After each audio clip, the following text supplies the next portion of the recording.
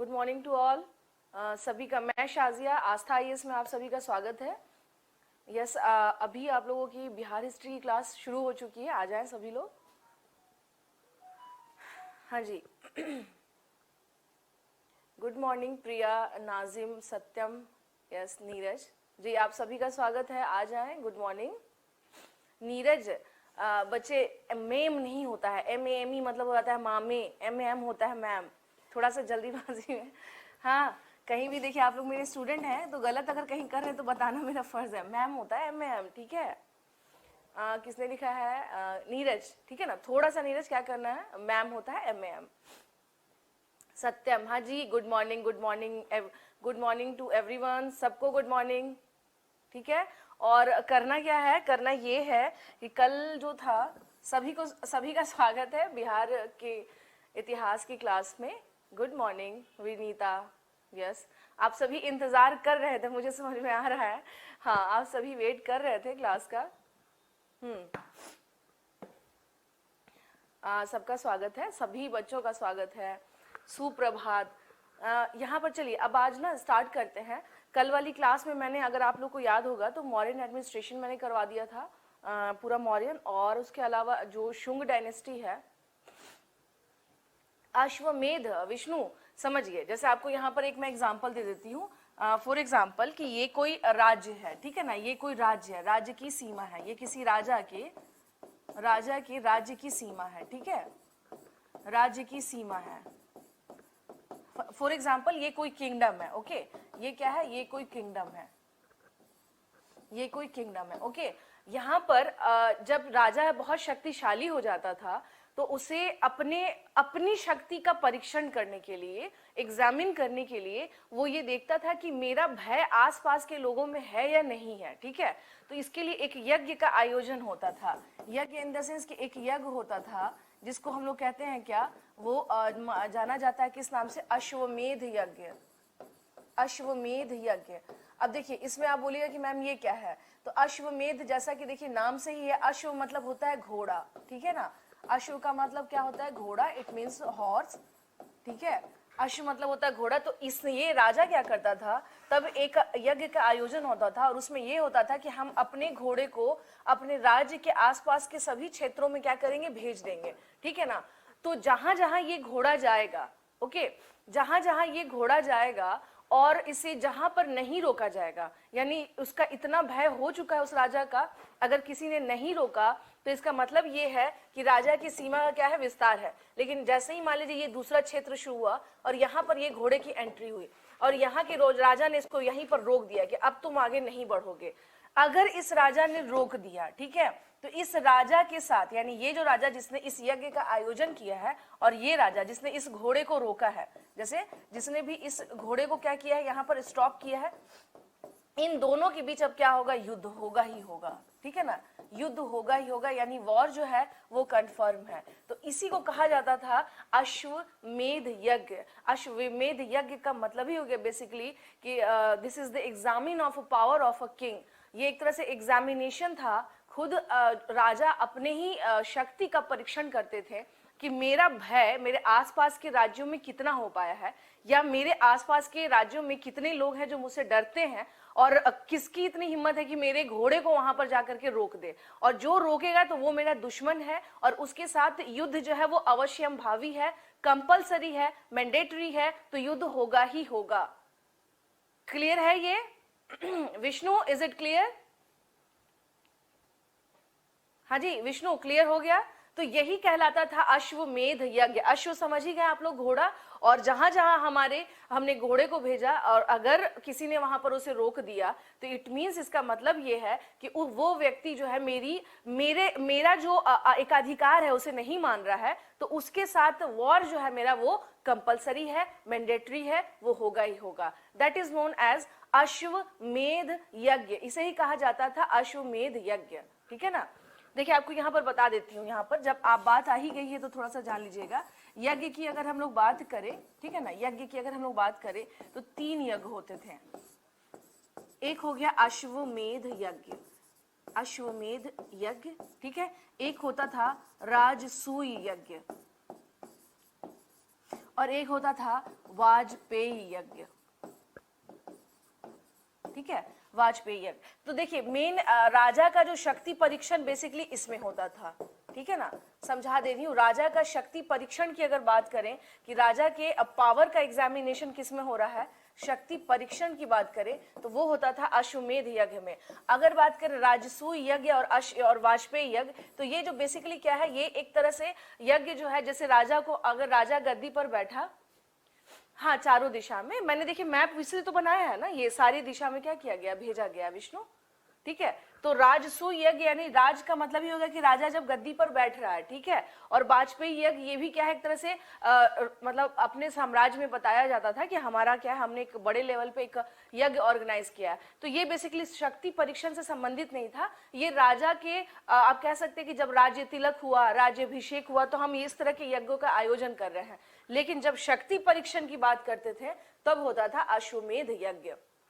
Clear है ये? It means कि when the king examine his power, उसके पावर की कैपेसिटी जब उसको एग्जामिन करनी होती थी, दैट यज्ञ इज दैट द यज्ञ performed at that time period is known as अश्वमेध यज्ञ, ओके। एंड अलग जो है, जो कोरोनेशन से रिलेटेड है, कोरोनेशन से जो राज्याभिषेक से, राज्य तिलक से संबंधित जो यज्ञ होता था, दैट इज राजसूय यज्ञ एंड वाजपेयी यज्ञ। Is it clear? चलिए फिर हम लोग आगे बढ़ते हैं, ओके चलिए। तो यज्ञों में क्या था, ये टाइप्स था, बेसिकली क्या है, ये टाइप्स है। चलिए यहाँ पर अब हम लोग थोड़ा सा क्या करेंगे, जैसे कल जो मैंने आप लोगों को पढ़ाया था, ठीक है ना, कल मैंने आपको पढ़ाया था, फटाफट एक दो क्वेश्चन लगा लेते हैं ताकि इससे पता चले कि कल वाली कंडीशन क्या है, ठीक है। ये आपको बताना है, बहुत इजी क्वेश्चन है ये। शुंग वंश का संस्थापक कौन था, ठीक है। शुंग वंश का संस्थापक कौन था, who was the founder of Shunga dynasty?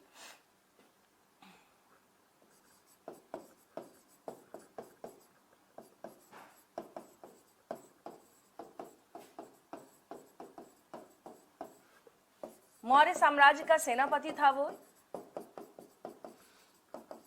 Maurya साम्राज्य का द्वारपाल था वो, ठीक है। मौर्य साम्राज्य का आप इसको कह सकते हैं सीताध्यक्ष था ये। और डी पर आ जाए कि इनमें से कोई नहीं, इनमें से कोई नहीं। हाँ जी, अच्छा ए होगा, ए हो, ओके ठीक है ना। देखिए आप लोगों को लगा होगा कि मैम शुंग वंश में लिख रही हैं तो पुष्यमित्र लिख देंगी, मामला फाइनल हो जाएगा। तो मे बी जो क्वेश्चंस है वो आपके इस टाइप से हो सकते हैं, है ना। टाइप्स जो है क्वेश्चन का वो इस टाइप से हो सकता है कि मौर्य साम्राज्य का वो कौन था, सेनापति था, द्वारपाल था, सीताध्यक्ष था, कौन था वो, या रज्जुक था, या फिर आपको कंटक शोधक था, कौन था वो जिसने की शुंग वंश का संस्थापक जिसने इसकी स्थापना की थी, ठीक है। क्लियर है? तो इसका जो सही आंसर है कि ये क्या था, मौर्य वंश का वो संस्थापक था, मतलब सेनापति था, वृहद्रथ का ये सेनापति था और इसने ही क्या की थी, इसकी हत्या कर दी थी। चलिए अब इसमें नेक्स्ट आते हैं हम लोग क्वेश्चन पे, एक क्वेश्चन और कर लेते हैं फटाफट, एक क्वेश्चन और कर लेते हैं। यहां पर आएंगे कि क्वेश्चन ये है आपका, कणव वंश की समाप्ति के साथ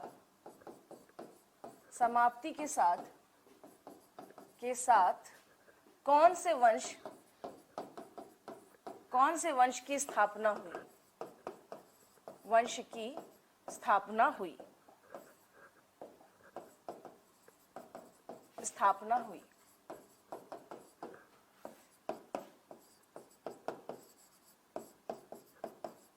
आंध्र सातवाहन, चोल वंश, चालुक्य वंश डी में आ जाइए पाल वंश। क्वेश्चन ये है कि कण्व वंश की समाप्ति के साथ, यानी कण्व वंश जब समाप्त हुआ था, ये वाला डायनेस्टी जब समाप्त हुआ, तो इसके साथ साथ फिर कौन सा डायनेस्टी जो है वो एस्टेब्लिश्ड हुआ था? Is it Andhra Satavahana, is it Chola dynasty, is it Chalukya, और इज इट पाल डायनेस्टी? अच्छा ए होगा, हाँ ठीक है, ये सही है। इसका आंसर क्या होगा? आंध्र सातवाहन होगा, ठीक है ना। इसका आंसर क्या होगा? आंध्र सातवाहन होगा। चलिए एक क्वेश्चन और हम लोग कर लेते हैं साथ के साथ, आ जाइए एक क्वेश्चन और करते हैं। इससे क्या होगा ना, जो भी आपने पढ़ा है वो चीजें क्या हो जाएंगी, आपको बताना है। एक क्वेश्चन है मौर्य प्रशासन से, ठीक है। क्वेश्चन है आपका मौर्य प्रशासन में, ठीक है, जनपद से संबंधित न्यायिक विषयों, जनपद से संबंधित न्यायिक विषयों का अधिकारी कौन होता था? अधिकारी इन द सेंस कि इसका मतलब ही हो गया जज, अधिकारी है ना, इसका मतलब ही हो गया एक तरह से जज, ठीक है ना, न्यायाधीश जिसको हम कह लेंगे। संबंधित जनपद न्यायिक विषय से, अधिकारी से बेहतर होगा कि न्यायाधीश ही लगा दे, है ना। न्यायाधीश के बारे में, जनपद यानी ध्यान रखिएगा मैंने क्वेश्चन ये किया है, ठीक है ना, जनपद से रिलेटेड। अब आ जाइए, आपको बताना है इसमें धर्मस्थीय, दूसरा में हो जाएगा आपका कंटक शोधन, सी में हो जाएगा आपका रज्जुक, डी में हो जाएगा आपका अमात्य। चलिए बताइए, क्वेश्चन है आपका कि जनपद से संबंधित न्यायिक विषयों का न्यायाधीश कौन होता था? ए होगा। ठीक से देखिए आप सभी के सभी, फंस गए ना क्वेश्चन में आप सभी के सभी। हाँ मैं वही कह रही हूँ, आप सभी कंफ्यूज हो गए। कल जो मैंने आपको पढ़ाया, मैंने क्वेश्चन पूछा है जनपद, ठीक है ना, मैंने ये नहीं पूछा है दीवानी और फौजदारी नहीं पूछा है, मैंने पूछा जनपद में जो जज हुआ करते थे। अगर ध्यान होगा आप लोग का कल की क्लास का, तो मैंने आपको बताया था कि जनपद का जो जज है वो उसको किस नाम से बोला जाता था? यस, देव प्रकाश मंडल। दीप्ति, अमात्य कहाँ से आ गए? अमात्य तो जज होता ही नहीं था, वो तो मंत्री परिषद कहलाता था, मंत्रीण कहलाते थे दीप्ति। हाँ जी, क्लियर हुआ आप सबको क्या होना चाहिए आंसर, है ना? समझ में आ गई बात, कहां पे कंफ्यूजन क्रिएट हुआ? फंस गए ना इस क्वेश्चन में?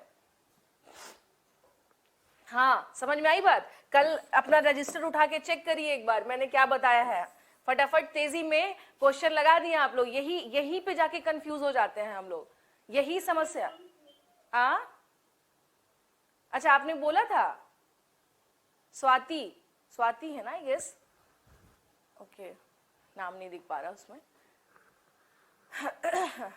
डिफरेंस समझ लीजिएगा, कल जो मैंने आपको बताया उसका डिफरेंस एक बार क्लियर कर लीजिएगा, ठीक है? इसमें पर ये नहीं होना है, कंफ्यूज नहीं होना है कि क्या है क्या नहीं है।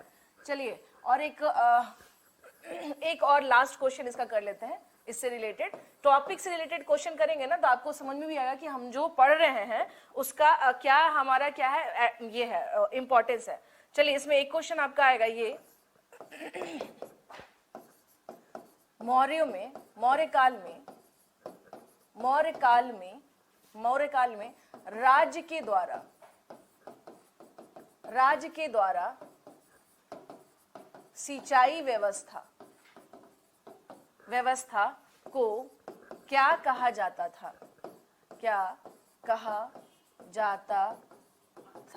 ठीक है, अब आ जाइए,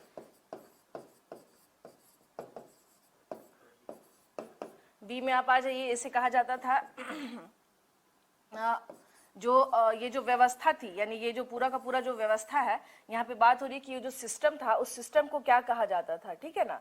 तो इसको तीर्थ कहा जाता था, चक्र कहा जाता था, ठीक है ना, ये सब टर्मिनोलॉजी है रिलेटेड टू मौर्यंस, या इनमें से कोई नहीं, मान लीजिए ये रहा, इनमें से कोई नहीं, क्या होगा बताइए? इनमें से कोई।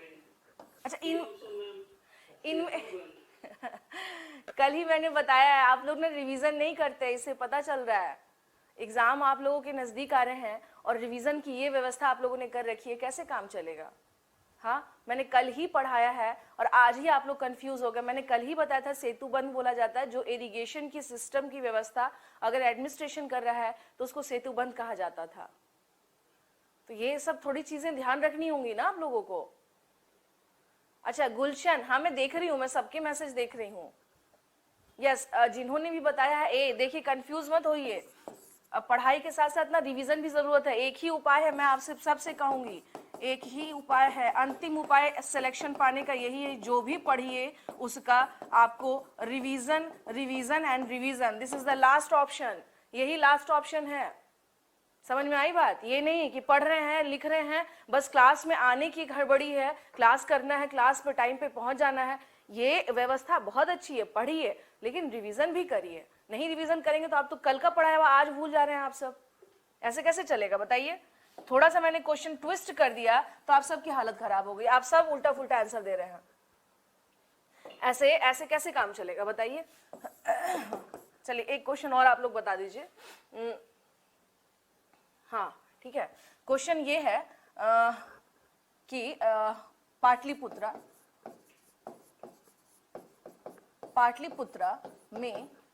में अकाल के समय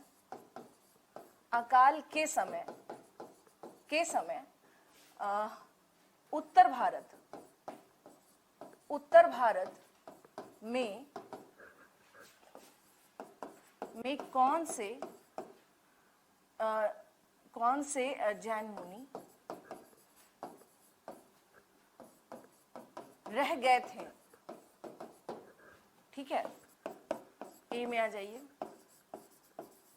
स्थूलभद्र, बी में आ जाइए भद्रबाहु, सी में आ जाइए ऋषभदेव, डी में आ जाइए पार्श्वनाथ। चलिए बताइए इसका आंसर क्या होगा? क्वेश्चन ये है कि जब पाटलिपुत्र में अकाल आया था तब उत्तर भारत में कौन जैन मुनि रुक गए थे उत्तर भारत में? अच्छा स्थूलभद्र होगा, पक्का है? श्योर है कि कंफ्यूज है ये बताइए? श्योर है ना? हाँ बिल्कुल सही, स्थूलभद्र यहाँ पर रुक गए थे। ठीक है, अब मुझे ये बता दीजिए जब स्थूलभद्र रुके थे तो यहाँ पर क्या हुआ था पाटलिपुत्र में जैन से रिलेटेड? हाँ हाँ बौद्ध आप बोलने वाले थे, बौद्ध मत बोलिएगा ठीक है? बौद्ध बोलने वाले थे ना आप? बोले नहीं लेकिन आप बौद्ध बोलने वाले थे। चलिए ठीक है, तो पहली जैन संघ थी, ठीक है, हाँ सही है, पहली जैन संघ थी जो कि 300 ईसा पूर्व में हुआ था। कहां पर? पाटलिपुत्र में। क्यों? और किसके नेतृत्व की बात करें कि किसके नेतृत्व में हुआ था तो स्थूलभद्र के, क्योंकि उत्तर भारत का किसने लिया था? इन्होंने लिया था चार्ज, यानी ये यहाँ रुक गए थे तो उत्तर भारत इनके ही हाथ में आ चुका था। ठीक है, चलिए क्वेश्चन लगाने में मजा आया आप लोगों को? हाँ जी, अब ना ये सोच रही हूँ कि जैसे टॉपिक होता रहेगा ना साथ के साथ क्वेश्चन भी करते चलेंगे थोड़ा बहुत, इससे क्या हो जाएगा ना एक आइडिया तो आप लोगों को हो ही जाएगा। इससे क्या हो जाएगा एक, हाँ तीर्थ जो था ना मौर्यन में सुन लीजिएगा, जैसे मान लीजिए अभी के टाइम पे आप कहते हैं ना कि फलाना जैसे कृषि मंत्रालय है मान लीजिए, ठीक है ना, महिला विकास विभाग मंत्रालय है, महिला विकास विभाग मंत्रालय है ना, ये तो ये जो मंत्रालय यानी डिपार्टमेंट जो होता था ना अलग अलग, उसे ही तीर्थ बोला जाता था। डिपार्टमेंट को, अलग अलग विभाग को तीर्थ बोला जाता था। क्लियर है? ठीक है ना, अलग अलग विभाग यानी मौर्य के समय पे जो अलग अलग डिपार्टमेंट हुआ करते थे उसी को कहा जाता था ओवरऑल कि ये क्या है, ये तीर्थ है, उसे ही तीर्थ कहा जाता था मौर्य काल में। से क्या कहा जाता था? तीर्थ कहा जाता था मौर्य काल में, जाता था मौर्य काल में। It means various department in the time period of Mauryans is known as या was known as तीर्थ. ये किस नाम से जाने जाते थे? तीर्थ नाम से. ठीक है. जैसे प्रांत जो है 5 प्रांत मिला के उसे चक्र बोला जाता था, वैसे ही ये तीर्थ कहलाते थे. चलिए अब हम लोग आ जाते हैं नेक्स्ट टॉपिक पे. अब हमारा नेक्स्ट टॉपिक पे हम लोग शुरू करते हैं.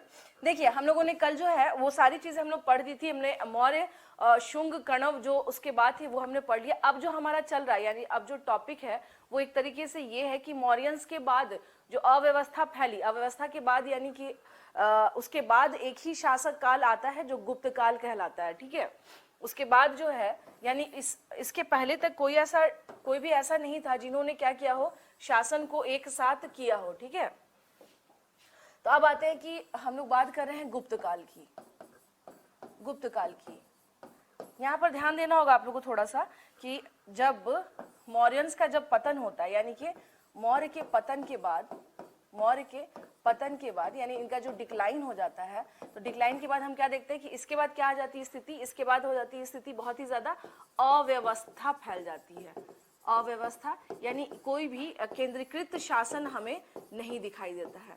केंद्रीकृत शासन का अभाव दिखाई देता है. इट मीन्स अभाव था यानी कोई भी शासक वैसा मजबूत नहीं है. लेकिन इस बीच में हम क्या देखते हैं कि तब 240 ईसा पूर्व 240 ईस्वी में हम देखते हैं क्या कि कंडीशन क्रिएट होती है. वो क्या है, गुप्त काल का शुरुआत होता है. और इसके जो संस्थापक थे गुप्त काल में, संस्थापक इन द सेंस, कल मैंने आपसे बात कर ही ली थी कि गुप्त काल पे हम लोग को बहुत डिस्कस नहीं करना है, जो जरूरी है हम वही डिस्कस करेंगे.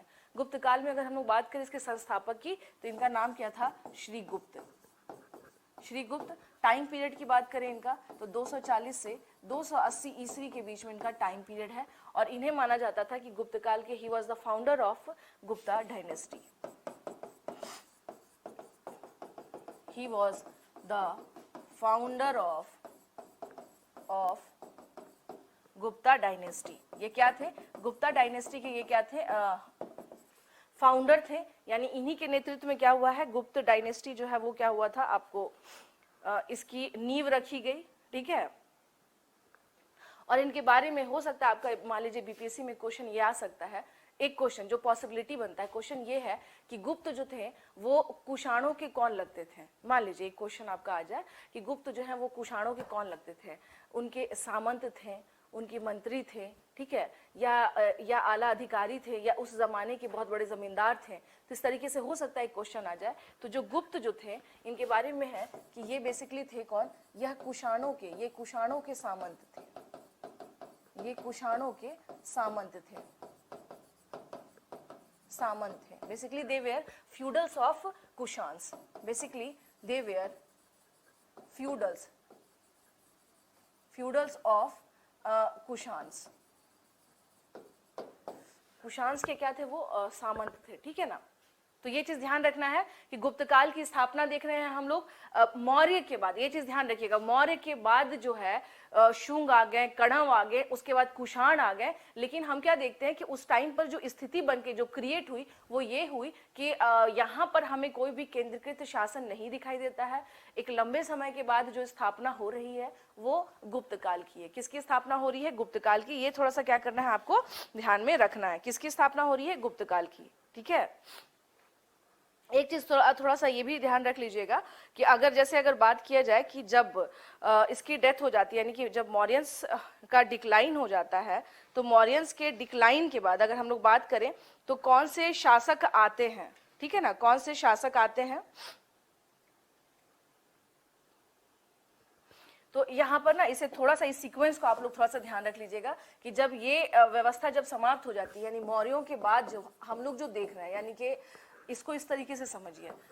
ये मान लीजिए मौर्य था. मौर्य के टाइम पे भाई क्या था, पूरा का पूरा एक साम्राज्य इस तरीके से क्या हो चुका था, डेवलप हो चुका था. मान लीजिए ये पूरा का पूरा क्या था, ये सब मौर्यंस में ही आ रहा था.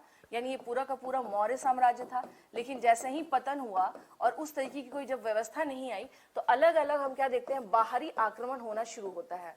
बाहरी आक्रमण यानी कि फॉरेन इन्वेडर्स जो है वो आ जाते हैं। बाहरी आक्रमण में बात करें तो यहाँ पर हम क्या देखते हैं कि ये वाला एरिया जो है, स्पेशली ये एरिया, यहाँ पर बाहर के लोग आकर के रूल करते हैं। अब बस इसका ना आपको सीक्वेंस याद करना है। अगर मान लीजिए पूछ दिया जाए कि जब मौर्यंस का डिक्लाइन हुआ तो उसके बाद उत्तर पश्चिमी सीमांत, चूंकि वो बहुत ही शुरू से क्या रहा है, इंपॉर्टेंट एरिया रहा है, तो उत्तर पश्चिमी सीमांत क्षेत्र में कौन से ऐसे बाहर के शासक थे जो आकर के रूल करने लगे थे। सीक्वेंस बस ध्यान रख लीजिएगा। इसके कहा जाता है हिंद यवन। हिंद यवन का मतलब ही हो गया इंडो ग्रीक, ठीक है ना। ये कौन से थे, सीक्वेंस में आपको ध्यान रखना है कि यहाँ पर इस वाले बेल्ट में कौन कौन से लोगों ने शासन किया था, इंडो ग्रीक। इसके बाद अगर हम लोग बात करें तो इसके बाद हम लोग क्या देखते हैं, इसके बाद आ जाते हैं शक, यानी इंडो ग्रीक जो है, हाँ इंडो ग्रीक के बाद हम क्या देखते हैं, इंडो ग्रीक के बाद हम लोग क्या देखते हैं यहाँ पर शक। अच्छा, कल मैंने आपको एक लिखाया था, अगर आप लोग को याद होगा, मैंने बोला था डेमेट्रियस का अटैक हुआ था, किसके टाइम पर हुआ था, जरा बताएंगे। बिंदुसार के टाइम पर अटैक हुआ है डेमेट्रियस का। कल मैंने बताया है आप लोगों को, हाँ मैंने कल ही बताया आप लोगों को कि डेमेट्रियस का अटैक हुआ था, ठीक है, शुंग के काल में। तभी तो मैं कह रही हूं मौर्योत्तर, ध्यान समझिए। मौर्यंस के बाद का जो टाइम पीरियड शुरू होता है स्टूडेंट, जब तक कि गुप्त काल नहीं आ जाता है, यानी जब तक, तब तक में उसको हम लोग कहते हैं पोस्ट मौर्यन पीरियड, यानी मौर्योत्तर काल। तो इसको इस तरह से जोड़ कर रखें, आप लोग भूलते हैं बहुत तेजी में। शक, देखिए हिंद यवन, इसी का शासक था कौन, डेमेट्रियस। डेमेट्रियस इसी का शासक था, इसी का रूलर था जिसने अटैक किया था। कल ही मैंने लिखवाया है, लिखवाया या नहीं लिखवाया है, हाँ जी लिखवाया कि नहीं लिखवाया, कल ही मैंने बताया था ना आप लोगों को। कुछ करिए प्रभु, आप सब कुछ करें, क्या कर रखा है आप लोगों ने, हाँ शक, ठीक है ना, ये देख लीजिएगा। हाँ तो इसको ये चीज ध्यान रखना, हिंद यवन ये सीक्वेंस है। मौर्यों के बाद जो बाहरी शासक इस क्षेत्र में ये जो आक्रमणकारी आते हैं वो कौन कौन थे, शक हो गए। शक के बाद आ जाते हैं, आप देख लीजिए हिंद पार्थियन। शक के बाद कौन आ जाते हैं, हिंद पार्थियन। हिंद पार्थियन इसको कहा जाता है। शक को शकाज लिख लीजिएगा, इंग्लिश वाले शकाज, और इंडो पार्थियन इसे कहते हैं, इंडो पार्थियन। मुझे ये देखिए पूरा हिस्ट्री का टॉपिक है तो मैं उतना नहीं बता रही हूँ, बस एक सीक्वेंस बता दे रही हूँ कि कौन कौन सा फॉरेन इन्वेडर्स आए थे यहाँ पर, वो मैं आप लोग को बता दे रही हूँ। और लास्ट जो थे कुषाण जो है वो क्या कहते हैं, कुषाण डायनेस्टी। इसके बाद जो आता है वो कौन है, कुषाण। कुषाण इसके बाद कौन आ जाते हैं बच्चे, कुषाण। हो गया, ये आप सीक्वेंस याद रखिए। ये बाहर, ये जो क्षेत्र खाली हुआ ना मौर्यों के जाने से, ये इस क्षेत्र पर, यानी यहाँ पर हम देखते हैं कि बाहरी लोग आकर के शासन शुरू कर देते हैं। पहले हिंद यवन पहुंचते हैं, शक आ जाते हैं, शक आकर के भारत के इधर वाले क्षेत्र पे भी रूल कर रहे होते हैं और इधर वाले रूल पे भी, यानी ये भारत के अंदर के अंदरूनी क्षेत्र तक पहुंच जाते हैं। और उसके बाद बात करें हम लोग तो हिंद पार्थियन, ये basically they were from Iran, ये ईरान से थे। ज्यादा लंबा इनका टाइम पीरियड नहीं है। गेंडो फर्निस एक बड़ा रूलर था इंडो पार्थियन का।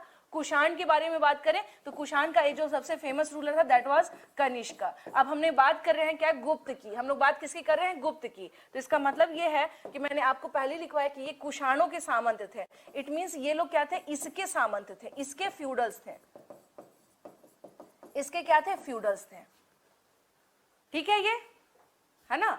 तो ये चीज ध्यान रखना है। ये basically this is the sequence of foreign invaders after post Mauryan period, यानी पोस्ट मौर्यन पीरियड के बाद, यानी मौर्योत्तर काल में जो बाहरी आक्रमण हुआ था और कौन कौन से मतलब अलग अलग डायनेस्टीज बाहर से आए थे, ये उनका सीक्वेंस है, क्रम है। इसे भूलिएगा मत। कल मैंने, चूंकि यहाँ पर अगर आपका हो सकता है क्वेश्चन आ जाए कि डेमेट्रियस जो था, देखिए ये बताने का पर्पस ये है कि डेमेट्रियस जिसने अटैक किया था तो उस समय शुंग डायनेस्टी का कौन सा शासक था। हाँ मैं बहुत फास्ट चली गई, कहाँ फास्ट चली गई, मैं बिल्कुल ठीक पढ़ा रही हूँ भावना, मैं बिल्कुल ठीक पढ़ा रही हूँ। हाँ तो ये चीज थोड़ा सा क्या करना है, इसको थोड़ा सा समझ लेना है।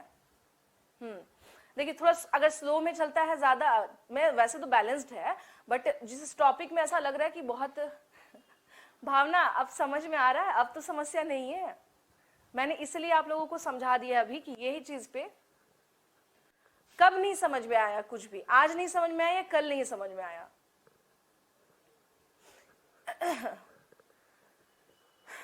इसमें समझने, इसमें ज्यादा दिमाग लगाना ही नहीं है ना। अभी का ये कि देखिए मैंने अभी फिर से बताया है, सुन लीजिए कि यहाँ पर यानी ये जो था उत्तर पश्चिमी सीमांत क्षेत्र जो था, हम बात कर रहे हैं मौर्योत्तर काल की, मौर्योत्तर काल की, ठीक है ना। ये टाइम पीरियड कौन सा है? Post Mauryan period. Okay, post Mauryan period का मतलब होता है, भावना ध्यान से सुन लीजिएगा, जो मौर्य जब उनका डिक्लाइन हो गया, बृहद्रथ जब लास्ट शासक उसको मार दिया जाता है, तो उसके बाद जो शासक आया, जैसे पुष्यमित्र शुंग आ गए, उसके बाद कणव आ गए, फिर सातवाहनास दिखते हैं, तो ये जो शासक थे ये तो भारत में थे, ठीक है ना। हम बात कर रहे हैं बाहर के शासक जो उत्तर पश्चिमी, जैसे मौर्यों के पास से ये क्षेत्र छिन चुका था, अब चूंकि वैसे कोई शासक नहीं जिन्होंने इस क्षेत्र पर कब्जा किया हो, तो हो क्या रहा है कि बाहर से हम देख रहे हैं कि लोग आ रहे हैं, जैसे कुछ चाइना से, कुषाण जो थे वो चाइना के थे, वो चाइना के सीमांत क्षेत्र से थे, वो आ जाते हैं, कुछ यहाँ मध्य एशिया से, कुछ ईरान वगैरह से आ जाते हैं, तो ये शासक आकर के यहाँ पर रूल करना शुरू करते हैं। अब समझ में आया भावना मैं क्या समझा रही हूं? ठीक है, उसी में एक डायनेस्टी है जो लास्ट, यानी बाहर से जो आए हुए शासकों का जो क्रम है, उसी में एक डायनेस्टी है जिसका नाम है कुषाण, ठीक है ना। और कुषाण के ही सामंत थे। सामंत कौन थे? गुप्त इनके सामंत थे। ये आपको सीक्वेंस थोड़ा सा ध्यान में रखना है, ठीक है। चलिए, तो फ्यूडल्स के बारे में लोग पूछ रहे हैं कि मैम फ्यूडल्स क्या होता है। देखिए, सामंत के बारे में अगर बात करें पता है मुझे ये चलिए भावना, अब क्लियर है आपको? नहीं भाई, मेरे स्टूडेंट किसी को परेशानी नहीं होनी चाहिए। भावना, अब समझ में आ गया मैंने क्या बताया? सामंत के बारे में अगर हम लोग बात करें, अगर जैसे कुछ स्टूडेंट पूछ रहे होंगे कि मैम सामंत किसको कहते हैं, देखिए जो भी सामंत, जैसे मान लीजिए राजा हुआ करते थे, ठीक है ना, और राजा के साथ साथ हम देखते हैं सामंत हुआ करते थे। सामंत के पास क्या था? इनके पास एक बड़ी भूमि होती थी, भूमि इन द सेंस लैंड होता था, इनके पास अपना लैंड हुआ, और इसके साथ एक बड़ी बात क्या थी कि ये अपनी सेना भी रखते थे, ये अपनी सेना रखते थे, आर्मी रखते थे। कई बार जब अटैक होता था राजा के ऊपर, मान लीजिए आक्रमण हुआ, राजा के ऊपर अटैक हुआ, तो होता क्या था, राजा इससे हेल्प लेता था, मदद लेता था, और कहता था कि तुम प्लीज हमें क्या करो, कुछ सेना भेजो, कुछ आर्मी भेजो। हिंद पार्थियन के सामंत नहीं थे बाबा, अलग अलग थे, ठीक है ना। हिंद पार्थियन जो है ना, इंडो पार्थियन जिसके बारे में बात कर रहे हैं, देखिए ये जो है इंडो ग्रीक जो है, ये आप समझ ही गए, इंडो ग्रीक यानी यूनान वाले जो होंगे, मिले जुले हैं, वो वाला क्लैन है ये। इसके बारे में बात करें, शक के बारे में, तो ये माना जाता था कि ये मध्य एशिया से पहुंचे थे, ये अपने चरगाहों को लेकर के पहुंचते पहुंचते इस वाले क्षेत्र में पहुंचे, और जैसे ही पहुंचे तो इन्हें लगा अरे वाह बहुत बढ़िया एरिया मिल चुका है, और यहाँ पर ये रूल करना शुरू कर देते हैं, ठीक है। ये बेसिकली चरगाहों के मवेशियों को लेकर के निकले थे, और निकलते निकलते यहाँ पर जब कोई शासक नहीं दिखा तो ये यहीं रह गए। शक के बारे में बात कर रहे हैं। हिंद पार्थियन के बारे में बात कर रहे हैं, तो हिंद पार्थियन क्या थे? ये ईरान से आए थे, ये लोग ज्यादा लंबे समय तक नहीं रहते, थोड़े दिन का ही इनका टाइम पीरियड था। कुषाण आते हैं, ये चीन के सीमांत क्षेत्र, जो उसका जो बॉर्डर एरिया होता है, वहां से आए थे, ठीक है ना। तो सामंत क्या थे कि यहाँ पर सुन लीजिएगा, राजा जो था, राजा के नीचे एक सामंत होता था, सामंत के पास एक बड़ी भूमि होती थी और इसकी अपनी सेना होती थी। कई बार जब राजा पर आक्रमण होता था तो राजा सामंत से मदद लेता था। अब आप खुद समझ लीजिए कि अगर सामंत से, जैसे मान लीजिए कि मान लीजिए हमारे ही जो प्रधानमंत्री हैं, अगर वो कहें किसी से कि देखो भाई मेरी सेना नहीं है, तुम मुझे सेना से हेल्प करो, तो इससे यही पता चल रहा है ना कि मेन राजा उतना मजबूत नहीं है जितना सामंत मजबूत है। ठीक है भावना, ओके, चलिए आप समझ गई, इट्स ओके।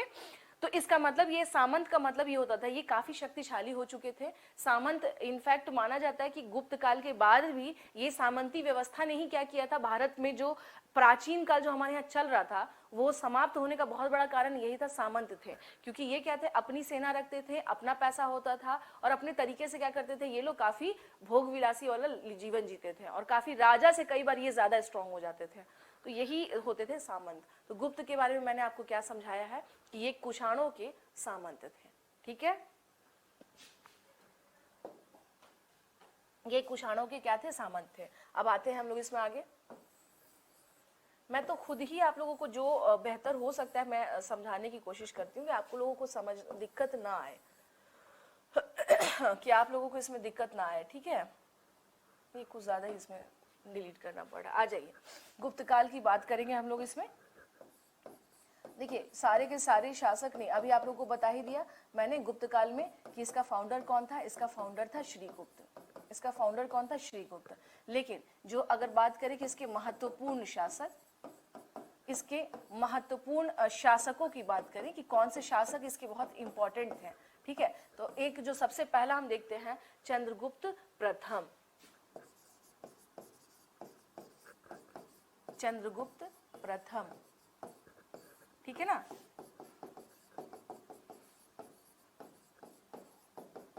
चंद्रगुप्त फर्स्ट। देखिए भाई, अगर किसी को भी कहीं समस्या हो ना, आप प्लीज वहीं रोक करके मुझसे पूछ लीजिए। केशव, पृथ्वीराज वाज नॉट सामंत और feudal, he was basically king, ठीक है ना। Prithviraj was basically king of Rajputanas, he was not feudal, वो फ्यूडल नहीं थे वो, ठीक है ना। राजपूतानाज जो है ना, उनका एक अलग कहानी चला, वहां उनका क्षेत्र है। जैसे मान लीजिए this is Rajasthan, suppose that this is Rajasthan, ये राजस्थान है आपका, सपोज दैट ये राजस्थान है। यहाँ पे क्या है ना, क्षेत्र बहुत बड़ा है। तो आप देखिएगा यहाँ पर क्या डेवलप हो रहा है, मेवाड़, मेवाड़ का क्षेत्र, मारवाड़ का क्षेत्र, ठीक है, चित्तौड़ का क्षेत्र, रणथंभौर का क्षेत्र। ऐसा क्या हम देख रहे हैं कि यहाँ पर इस तरीके से क्या हम देख रहे हैं, अजमेर का क्षेत्र। तो अलग अलग यहाँ पे क्या हम देखते हैं, किंगडम्स यहाँ पर क्या हुए, डेवलप हुए थे, ठीक है ना। अलग अलग हम क्या देखते हैं यहाँ पर, बेसिकली किंगडम्स डेवलप हुए थे। तो इनके बारे में अगर हम लोग बात करें ना केशव, तो दैट ये लोग फ्यूडल्स नहीं थे, लेकिन हाँ राजपूतानाज में एक जो समस्या आई थी, इन्होंने बहुत जल्दी, इनका जो मुगलों से संबंध ठीक हो गया था।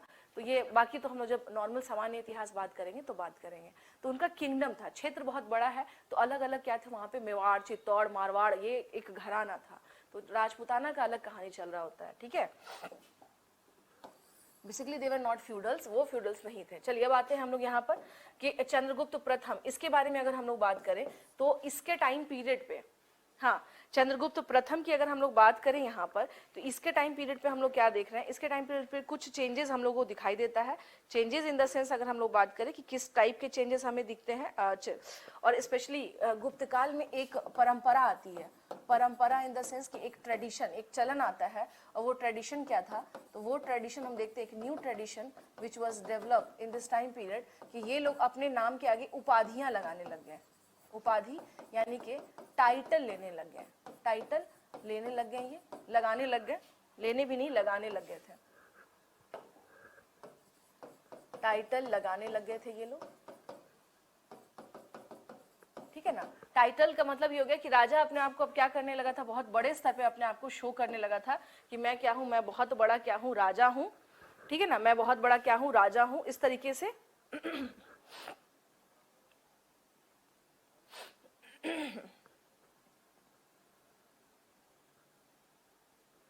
ठीक है। तो जैसे हम लोग बात करें यहाँ पर आ जाइए श्रीगुप्त के बारे में। अगर हम लोग बात करते हैं कि श्रीगुप्त के बारे में, तो मगध के कंटेक्स्ट में इसका काम क्या रहा था, what kind of work he was done in the time period of Magadha, या मगध के कंटेक्स्ट में।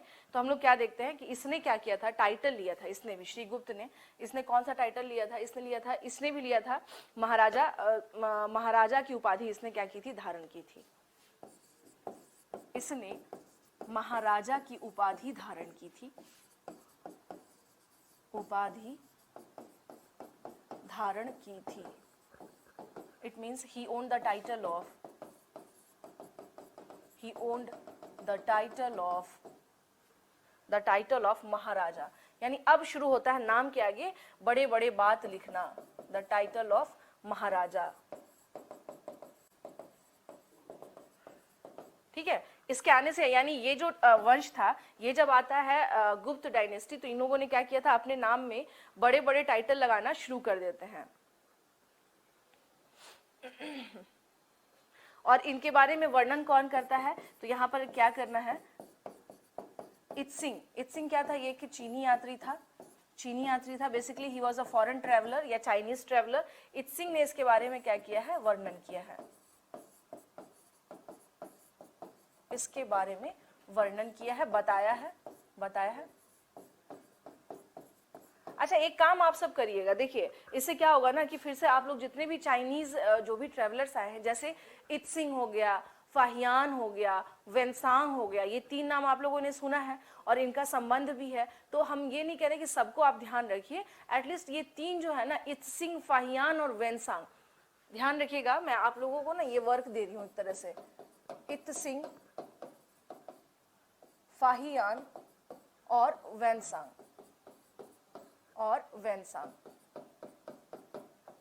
इन तीनों का ना टाइम पीरियड लिख लीजिएगा। किसका, इत्सिंग, फाहियान और वेनसांग, इनका क्या करना है, टाइम पीरियड लिख लेना है, ठीक है।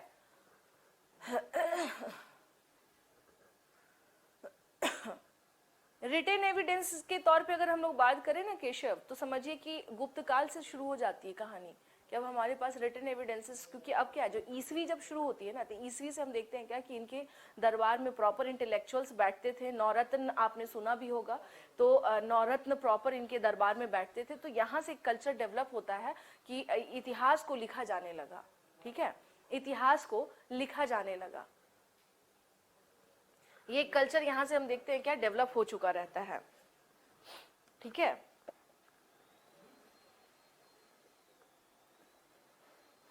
ठीक है, और एक चीज और है यहाँ पर ध्यान देना है कि जो श्रीगुप्त के बारे में हम लोग बात कर रहे हैं, इसके बारे में नहीं, अभी हम लोग बात कर रहे हैं श्रीगुप्त के बारे में। तो श्रीगुप्त के बारे में हम लोग क्या देखते हैं कि यहाँ पर एक चीज और ध्यान रखिएगा, भारत में मंदिरों का निर्माण गुप्त काल से शुरू हो जाता है। भारत में मंदिरों का निर्माण गुप्त काल से शुरू होता है, गुप्त काल से शुरू होता है।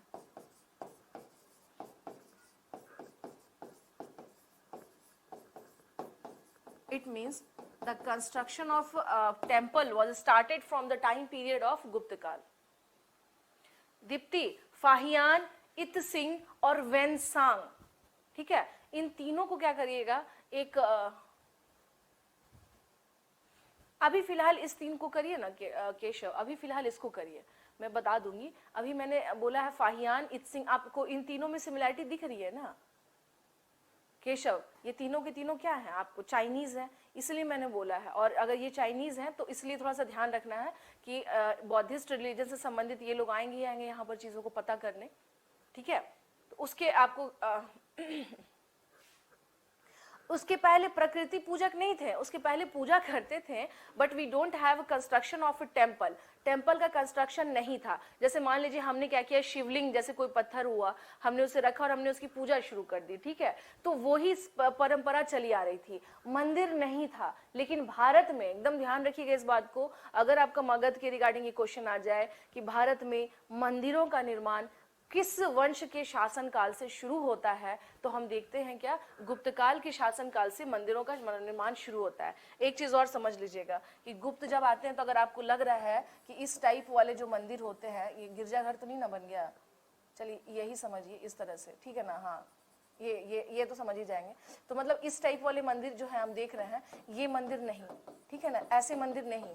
मंदिर कैसे बनने लगे थे उस टाइम पे, अभी तो स्टार्टिंग हुआ था ना, इनिशियल फेज था, इस तरीके से, मतलब इस तरीके से, ये क्या हुआ, एक मतलब इस तरह से, जिसका सीलिंग इस टाइप से हो, तो ऐसे मंदिरों का निर्माण होना शुरू हुआ था, ऐसे मंदिरों का निर्माण शुरू हुआ था, देवगढ़ का दशावतार मंदिर, नचना कुठार मंदिर, ये सब क्या है, हाँ, टेक्नोलॉजिकल एडवांसमेंट। तो याद रखिएगा, ऐसा टेम्पल स्ट्रक्चर ऐसा वाला था, ऐसा वाला नहीं था, ये बहुत बाद में आया है, ये बाद में आया है, ये वाला है ना, ये जो हम लोग देखते हैं ना नागर शैली पे जो मंदिर बननी शुरू हुई, नागर शैली पे, ये बाद में आया है। गुप्त काल में ऐसे मंदिर बनते थे, यानी स्टार्ट हुआ था इस टाइप का मंदिर बनना। बस मैंने बता दिया आप लोगों के इन्फॉर्मेशन के लिए कि मंदिर उस टाइम पे ऐसे थे। चलिए नेक्स्ट हम लोग आ जाते हैं इसमें कि श्रीगुप्त के बारे में माना जाता है कि श्रीगुप्त ने क्या किए थे, 24 श्रीगुप्त ने 24 गांव, मैंने इतना मंदिर पे क्यों बता रही हूँ, क्योंकि इसने 24 गांव दान में दिए थे मंदिर बनाने के लिए, दान में दिए थे मंदिर बनाने के लिए, ठीक है ना। तो तभी तो प्रमोशन बन रहा है, मिल रहा है मंदिर बनाने के लिए, क्योंकि राजा, जैसे आपने देखा था ना, बौद्ध धर्म से संबंधित कोई भी स्थान बन रहा है तो उसमें राजा ही चाह रहा है। तो हम क्या देखते हैं, 24 गांव दान में दिए थे मंदिर बनाने के लिए। किसने दिए थे? श्रीगुप्त ने, ठीक है ना। तो हम लोग क्या देखते हैं एक तरह से, हाँ, तो हम लोग क्या देखते हैं एक तरीके से,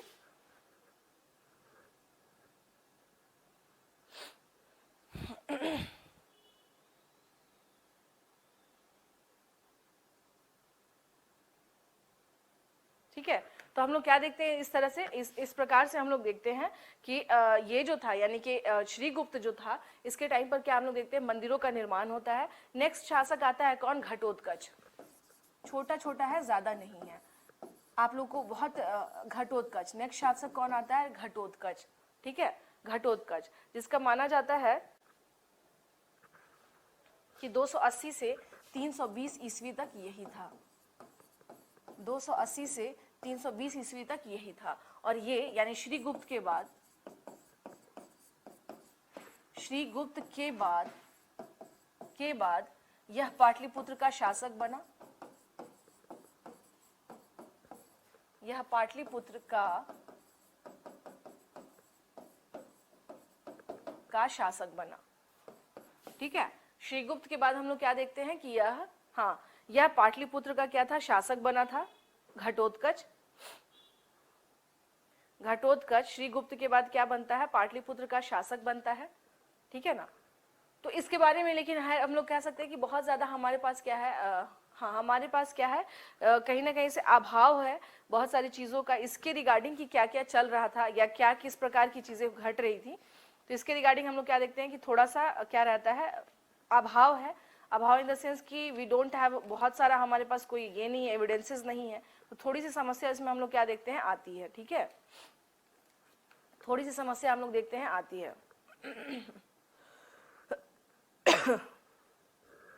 अब आ जाइए कि चंद्र, इसमें गुप्त काल में किसके काल में सबसे ज्यादा जो चेंज आता है वो आता है चंद्रगुप्त प्रथम के काल में। चंद्रगुप्त प्रथम के काल में, यानी कि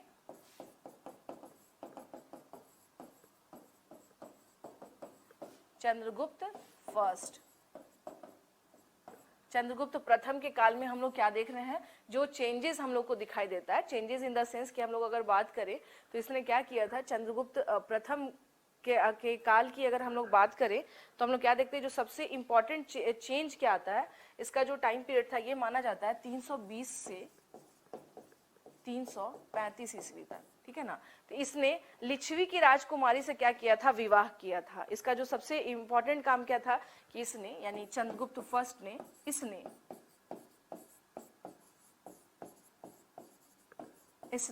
लिच्छवी की राजकुमारी लिच्छवी आप लोग जैसा जान ही रहे हैं, अच्छा पूछते हैं आप लोगों से, हाँ, लिच्छवी किसका पार्ट होगा जी, जरा बताएंगे आप सब। मगध का पार्ट था, अंग का पार्ट था, अच्छा बताइए। हाँ, वज्जी का है। इसका मतलब है कि अब आप लोगों को ध्यान आ रहा है, ठीक है। तो लिच्छवी मैंने आप लोगों को बता ही दिया था सारी चीजें, वेरी गुड, काफी मैं बहुत इंप्रेस हुई इस बात से कि आप लोगों ने तुरंत आंसर दे दिया। इसने लिच्छवी की राजकुमारी कुमार देवी से विवाह किया था, कुमार देवी से विवाह किया था,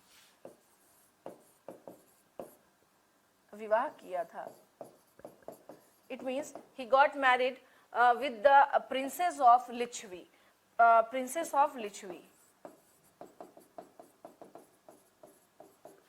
of Lichvi.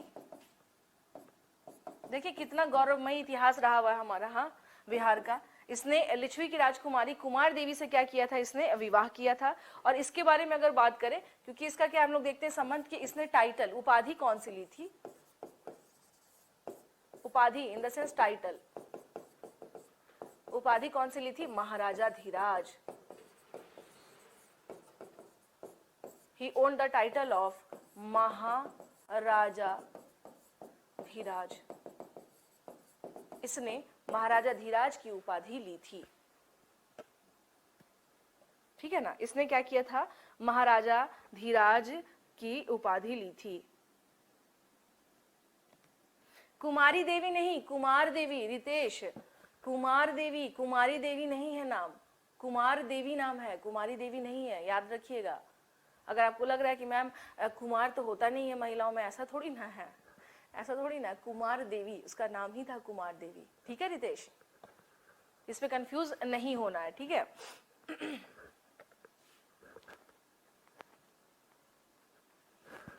अब बात करें कि इसके एविडेंसेस कि चंद्रगुप्त फर्स्ट ने राजकुमारी कुमार देवी से विवाह किया था, इसके साक्ष्य कहाँ मिले हैं हम लोगों को। अगर हम लोग पूछे कि इसके where we found the evidences related to Kumar Devi and, हाँ, अगर हम लोग बात करें कि इससे रिलेटेड जो साक्ष्य हैं, यानी इन दोनों से संबंधित जो साक्ष्य हैं, एविडेंसेस हैं, एविडेंसेस हैं, तो हम लोग क्या देखते हैं, 2-3 जगह पर हमें इनसे रिलेटेड जो है एविडेंसेस यानी कि जो साक्ष्य मिले हैं, जैसे कि विविध प्रकार के सिक्के, ठीक है ना, जैसे कि डिफरेंट काइंड ऑफ कॉइन्स,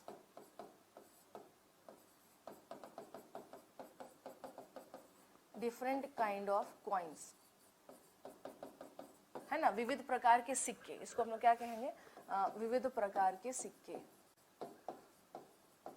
विविध प्रकार के सिक्के किससे रिलेटेड मिले हैं हम लोगों को, ये मिले हैं हम लोगों को कुमार देवी और चंद्रगुप्त प्रथम से।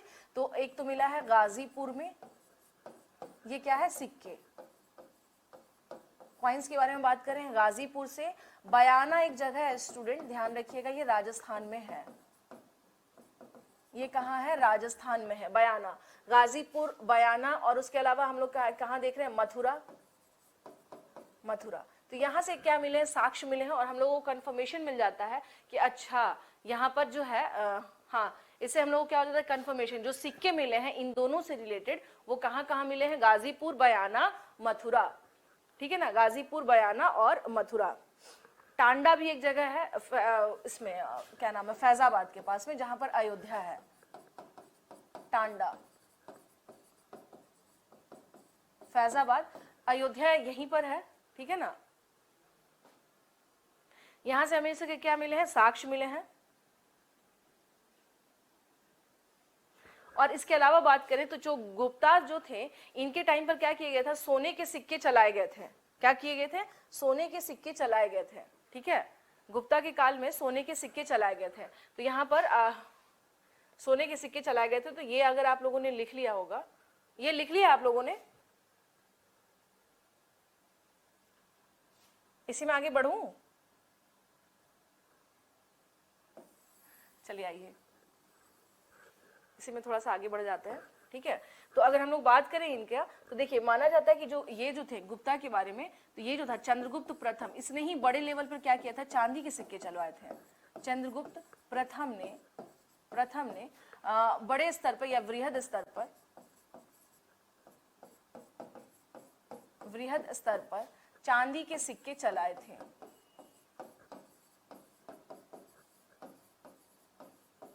चांदी के सिक्के चलाए थे,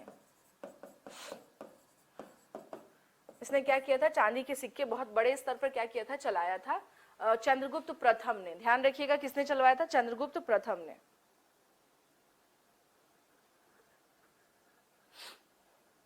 और इसका जो टाइम पीरियड आपने देखा है ना, तो एक गुप्त संवत आता है, गुप्त संवत का मतलब हो गया, संवत इंग्लिश में मैं लिख दे रही हूं, लेकिन मैं बता देती हूँ होता क्या है। ये गुप्त संवत जो है, संवत की शुरुआत चंद्रगुप्त प्रथम ने ही की थी, की शुरुआत चंद्रगुप्त प्रथम ने ही की थी, चंद्रगुप्त प्रथम ने ही की थी, प्रथम ने की थी, ठीक है ना। तो हम लोग क्या देखते हैं कि गुप्त जो है,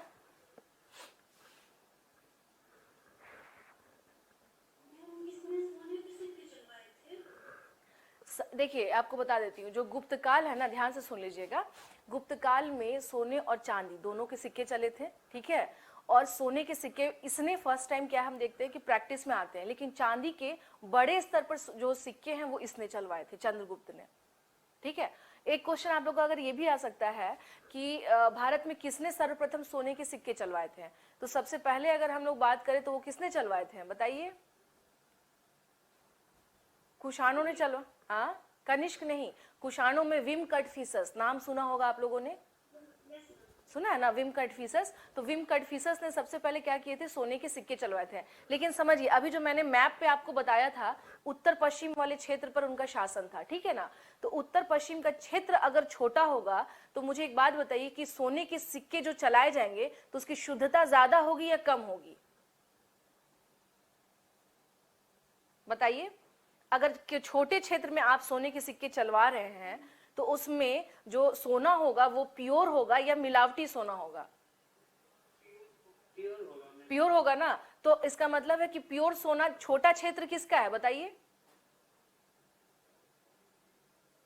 गुप्तों का या कुषाणों का, कुषाण का है। तो इसका मतलब है कि छोटे क्षेत्र में जो गोल्ड कॉइन चलाया विम कटफिसस ने, तो वहां पर प्योर सोना वहां पर इस्तेमाल होगा। पर गुप्त काल में क्या देखते हैं कि सोने के सिक्के चलाए तो गए थे पर उसमें बहुत सारे अन्य धातु मिला दिए गए थे, प्योर नहीं था, समझ रहे हैं आप। एक बड़े क्षेत्र में अगर आप, चूंकि देखिए गुप्ता के बारे में बात करें तो पूरा मगध वाला क्षेत्र आप ले लीजिए, ठीक है, उसके साथ साथ उत्तर प्रदेश का क्षेत्र ले लीजिए, उसके साथ साथ मध्य देश ले लीजिए जो कि मध्य प्रदेश का हुआ। अब इस क्षेत्र में आप सोने के सिक्के चलवा रहे हैं, इतने क्षेत्र में सोने के सिक्के, तो वो प्योर कहां से रहेगा भाई, उसमें तो मिलावट हो ही जाएगा। समझ गए ना आप सब, क्लियर है ये, ठीक है। तो ये चीज ध्यान रखिएगा कि सोने के सिक्के गुप्तों ने चलवाया तो था बड़े पैमाने पर, चूंकि क्षेत्र बड़ा है, यही चीज ध्यान रखिएगा। क्वेश्चन आप लोग का यही फंसाता है कि गुप्त जो थे, अगर आपका क्वेश्चन ये है कि किसने बड़े स्तर पर सोने के सिक्के चलवाए थे तो गुप्ता ने, किसने शुद्ध सोने के सिक्के चलवाए थे तो कुषाणों ने। क्लियर है,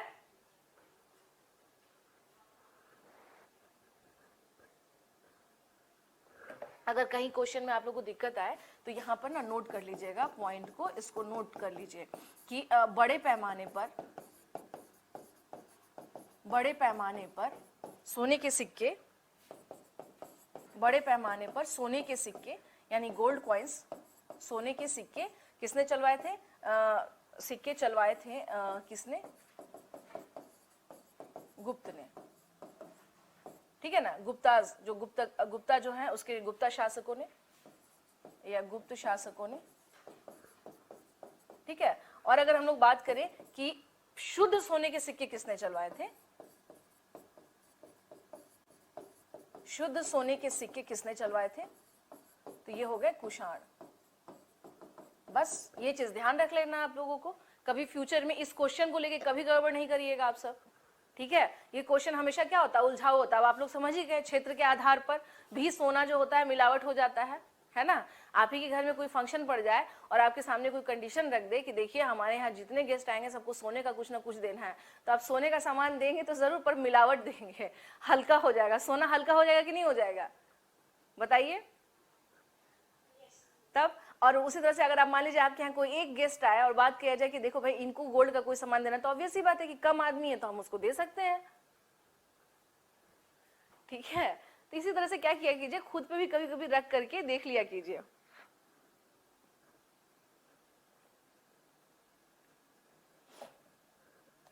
ठीक है। तो अगर एक चीज और है, अगर पूछ दिया जाए कि गुप्त काल में किसने राजा रानी के सिक्के चलवाए थे, ध्यान से सुन लीजिएगा। विष्णु कह रहे हैं नहीं देंगे अगर गरीब हो गए तब। क्यों, बुरा क्यों सोचते हैं, हाँ? देखिए क्या नाम है, गौरव का क्वेश्चन है मैम गुप्त संवत, हाँ देखिए 319 से 20 के बीच में इसने क्या किया था, गुप्त संवत की शुरुआत की थी, गुप्त संवत की शुरुआत की थी, ठीक है। गुप्त संवत की शुरुआत किसने की थी,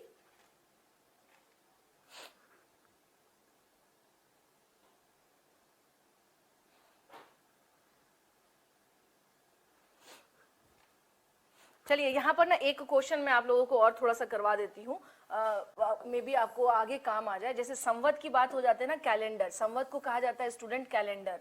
बेसिकली अगर एक शब्द में अगर इंग्लिश में बोलिएगा कि मैम इसका मतलब क्या हुआ, इट मीन्स कैलेंडर, इसका मतलब होता है कैलेंडर।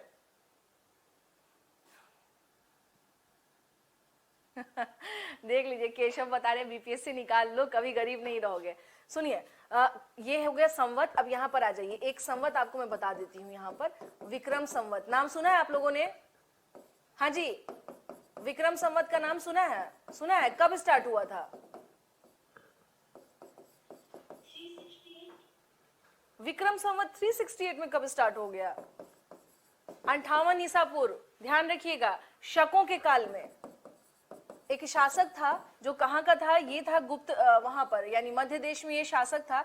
इसने पराजित, शकों को पराजित किया, और करने के बाद इसने क्या किया? एक संवत स्टार्ट किया। उस संवत को कहा गया विक्रम संवत। 58 ईसा पूर्व में बेसिकली शकों को मारने के बाद विक्रम संवत स्टार्ट किया गया था। ठीक है, इसके बाद अगर हम लोग बात करें यहाँ पर, यानी इसके बाद कौन सा संवत आया था, तो जैसा आप लोग जानते हैं शक संवत।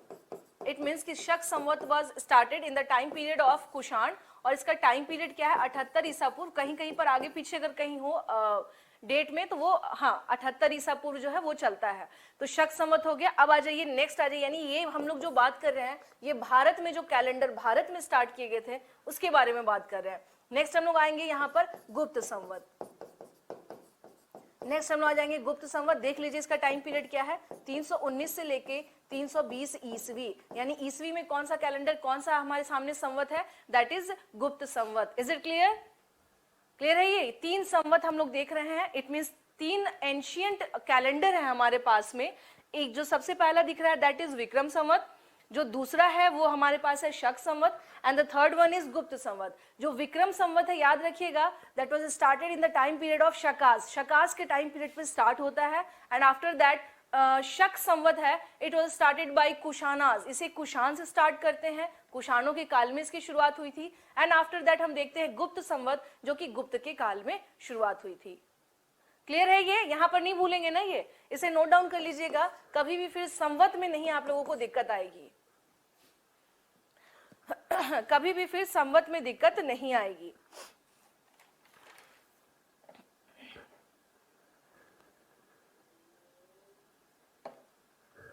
हाँ जी, बताइए, कुछ कह रहे थे क्या? ठीक है, तो ये हाँ बताइए। और अगर बोला जाए, जैसे आपसे पूछा जाए कि अभी हम लोग कौन सा कैलेंडर यूज कर रहे हैं, दैट इज ग्रिगोरियन कैलेंडर। याद रखिएगा, ग्रिगोरियन कैलेंडर है जो सबसे लास्ट में बना है, और पूरी दुनिया में अब यही चलता है। भारत सरकार कौन से कैलेंडर को यूज कर रहा है? तो याद रखिएगा, भारत सरकार किसको यूज करता है जी? बताइए, इनमें से कौन सा भारत सरकार यूज करता है? विक्रम संवत यूज किया जाता है भारत सरकार के द्वारा, शक संवत यूज किया जाता है, या गुप्त संवत? ये किसने बोला कोई नहीं है? हाँ, इंडियन गवर्नमेंट। सुनिए, नहीं, गलत है आपका आंसर। हाँ, मैंने क्या पूछा? भारत सरकार कौन से संवत को यूज करती है? देखिए, सब के सब कंफ्यूज हो गए कि इंडियन गवर्नमेंट कौन से किसको यूज करती है। अभी तक नहीं पता, इतना बार ये क्वेश्चन आ चुका है, गजट में लिखे रहते हैं। हाँ जी, बताइए, सोच लीजिए, मैं आप लोगों को समय दे रही हूँ, कोई बात नहीं, आप लोग समय लीजिए, कोई समस्या की बात नहीं है। ये क्वेश्चन से पाला पड़ेगा ही पड़ेगा आप लोगों को, मान के चल लीजिए। ये कौन सा? अच्छा, ये गूगल सर्च किया क्या फटाफट? अच्छा जी, बहुत बार क्वेश्चन आया हुआ है आप लोगों से। मैं कोई नहीं, इस क्वेश्चन को आज यहीं छोड़ देते हैं, आप लोग तब तक दिमाग लगाएं, जाके देखें, इसी बहाने संवत तो पता चल जाएगा। कुछ क्वेश्चन छोड़ने का उपाय यही रहता है। चलिए आते हैं हम लोग नेक्स्ट इसमें, चंद्रगुप्त, किसमें? समुद्रगुप्त पर आ जाते हैं। यस, नेक्स्ट आते हैं हम लोग समुद्रगुप्त पे। कहेंगे मैम हम लोग क्वेश्चन में डेली क्या कर देती हैं? फंसा देती हैं।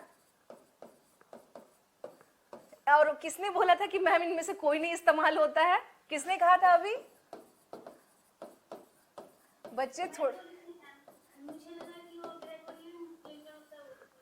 नहीं, भारत सरकार, मेरे क्वेश्चन ध्यान से सुनिएगा, मैंने ये पूछा था कि इंडियन गवर्नमेंट किसको यूज करती है, और आपका ये क्वेश्चन ना कई बार आ चुका है, कई बार। ठीक है, तो ये क्वेश्चन आने की पूरी पॉसिबिलिटी क्या हो जाती है? बढ़ जाती है बच्चे, तो इसको ना भूलना नहीं है इसको। अच्छा, राजा रानी के सिक्के किसने चलवाए थे? आशुतोष आप ही से पूछ रही हूँ, मैं आप ही लोग से सवाल कर रही हूँ, राजा रानी के सिक्के किसने चलवाए बताइए। बस वही तो मैं कह रही थी कि उसके सिक्कों पर राजा और रानी दोनों के उसमें क्या थे, फेस थे, क्योंकि जो उसकी वाइफ थी वो ऑलरेडी लिच्छवी की राजकुमारी थी, because her wife was his wife was already the princess of Licchavi, that's why हम लोग क्या कहते हैं कि राजा रानी के सिक्के किसने चलवाए थे। अभी सब ढूंढने में लग रहे हैं कि कौन सा इंडियन गवर्नमेंट यूज करती है। चलिए आते हैं हम लोग इसमें समुद्रगुप्त के बारे में। 335 से 375 ईस्वी तक में भारत का नेपोलियन के नाम से कौन जाना जाता था?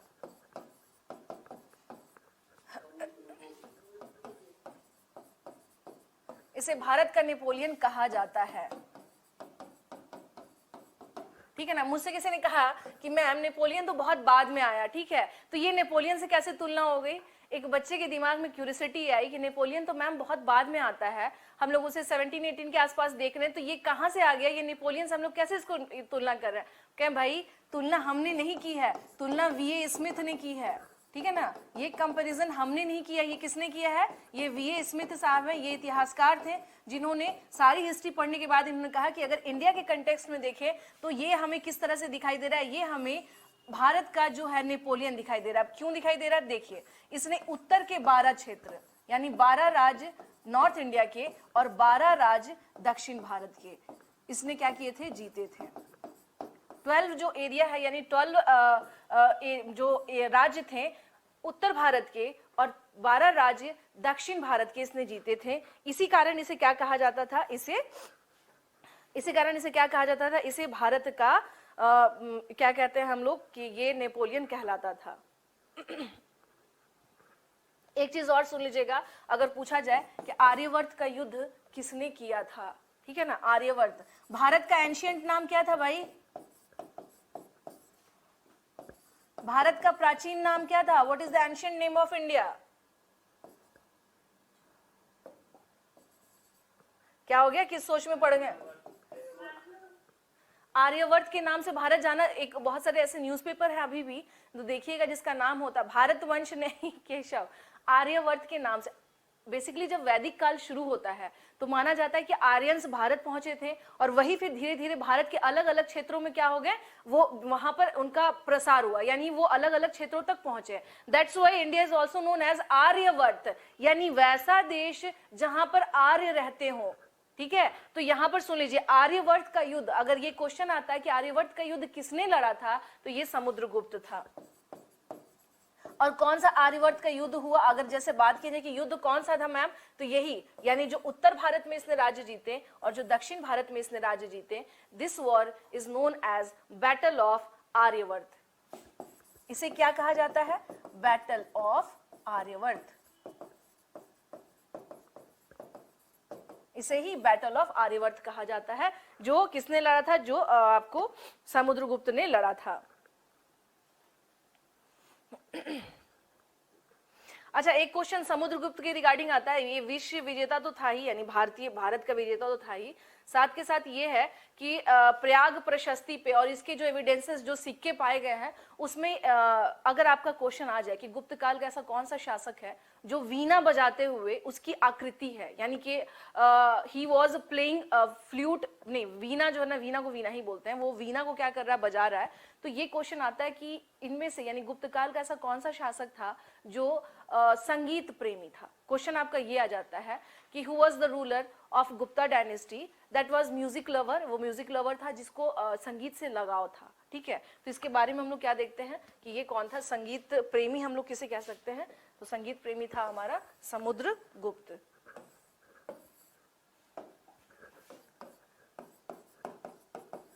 संगीत प्रेमी था, संगीत प्रेमी इन द सेंस इसे म्यूजिक लवर ही, म्यूजिक लवर हम लोग कह सकते हैं, काफी पसंद करता था। तभी हम लोग क्या देख रहे हैं कि ये जो है अपने इसके जो सिक्के हैं, जो कॉइन्स हमें इसके मिले हैं, उस पर हम लोग क्या देखते हैं कि ये वीणा बजाते हुए इसके एविडेंसेस पाए गए हैं। सिक्कों पर वीणा बजाते हुए इसकी आकृति है, इसकी आकृति है, ठीक है ना। तो ये क्या है, ये किसके बारे में बात हो रही है, हम बात किसके बारे में कर रहे हैं, तो हम लोग डिस्कस कर रहे हैं अबाउट समुद्रगुप्त। और समुद्रगुप्त के बारे में क्या देख रहे हैं कि ये क्या था, म्यूजिक लवर था, संगीत प्रेमी था, इसने युद्ध लड़े थे। अगर बात किया जाए कि who was the Napoleon of India, that Samudragupta according to V A Smith. किसके हिसाब से, अकॉर्डिंग टू वीए स्मिथ के अकॉर्डिंग हम लोग देखते हैं कि यहाँ इसका म्यूजिक लवर कौन है, ये है। और आर्यवर्त का बैटल किसने लड़ा था, तो ये भी कौन था, समुद्रगुप्त था। ठीक है, तूफानी किंग था ये हाँ, तो ये अगर आप तूफानी है तभी तो आपके नाम आ रहे हैं। ठीक है, और एक चीज और है, प्रयाग प्रशस्ति। अगर आप लोग को याद होगा तो मैंने आप लोग को ऑलरेडी बताया था कि अशोक के अलग अलग 7 पिलर एडिक्ट्स थे ना, 7 उसके क्या थे, जो ऑलरेडी स्तंभ लेख थे, जो कौशाम्बी में, कौशाम्बी जो कि इलाहाबाद के नजदीक है राइट नाउ, कौशाम्बी जो है या फिर जो इलाहाबाद है वो प्रयागराज हो चुका है, उसे प्रयाग प्रशस्ति के नाम से भी बोला जाता है। तो अगर आपके सामने ये क्वेश्चन आए कि प्रयाग प्रशस्ति पर कौन से ऐसे गुप्त शासक के बारे में बताया गया है या उसको डिफाइन किया गया है, दैट वाज समुद्रगुप्त। ठीक है ना, प्रयाग प्रशस्ति पर, इसे आप इस तरह से भी लिख सकते हैं कि प्रयाग प्रशस्ति पर हम लोग क्या देख रहे हैं, बात करें अगर हम लोग कि प्रयाग प्रशस्ति पर हम लोग किसके बारे में देख रहे हैं एविडेंस के तौर पर कि उसके बारे में बात की गई है, तो यहां पर देख लीजिएगा प्रयाग प्रशस्ति। प्रशस्ति समझते हैं आप सब, हाँ जी, मुझे जरा बताइएगा what do you mean by प्रशस्ति, बताएं आप सभी मेरा सवाल आप लोगों से है, प्रयाग प्रशस्ति पर क्या है बताइए। नहीं, वो तो बोला जाता है अकॉर्डिंग टू अशोकाज एडिक्ट के कंटेक्स्ट में, अगर हम लोग देखें तो बताइए उसे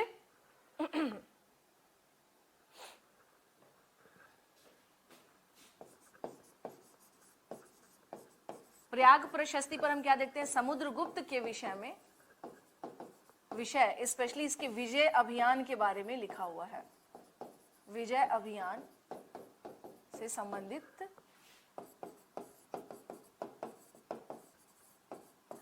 कोई नहीं बोल रहा प्रशस्ति। अरे बाबा, स्कूल में कभी फर्स्ट सेकंड, कभी स्पोर्ट्स में कुछ लिया है, कभी कुछ मिला है सर्टिफिकेट आप लोगों को, हाँ, कभी स्कूल में, कभी डिबेट में, कभी दौड़ने में या कुछ भी स्पोर्ट्स में कभी कोई भी सर्टिफिकेट मिला है आज तक आप लोगों को, कुछ तो मिला ही होगा, डिबेट कॉम्प मिला है ना, तो वो जो सर्टिफिकेट मिला है उसको क्या बोलते हैं हिंदी में, प्रशस्ति पत्र, समझ गई उसे ही कहा जाता है क्या। तो अब सोच लीजिए, समुद्रगुप्त को मिला था, आप लोग के पास भी सर्टिफिकेट है, यानी प्रशस्ति पत्र है, समझ गई बात। तो प्रशस्ति का मतलब होता है जो प्रशंसा में दिया जाए, समझ में आई बात। बताने का कंटेक्स्ट यही है कि सिर्फ टॉपर को नहीं, जो आपकी प्रशंसा में आपको जो हम सर्टिफिकेट दे रहे हैं, तो आपको हम अप्रिशिएट, उसको अप्रिशिएशन सर्टिफिकेट भी कहा जाता है। तो इसका मतलब ये होता है कि आपकी प्रशंसा में दे रहे हैं हम लोग, ठीक है। तो प्रशस्ति पत्र का भी याद नहीं कुछ बच्चे ना ये हो गए, परेशान हो गए कि मैम हमें तो कभी सर्टिफिकेट मिला ही नहीं है। कोई बात नहीं, कोशिश करिए कि 66 बीपीएससी जैसे ही क्लियर होगा वो अपने आप में क्या हो जाएगा, एक सर्टिफिकेट हो जाएगा, है ना।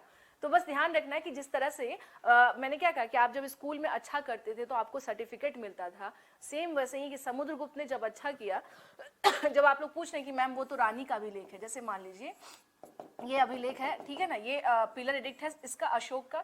मैंने क्या बताया था, ये पहले कहाँ पर था, ये था कौशाम्बी में, ठीक है ना, कौशाम्बी में था। बाद में इसी पिलर एडिक्ट को उठा करके सब कहाँ ले गए राजा लोग, ये आ गया प्रयाग।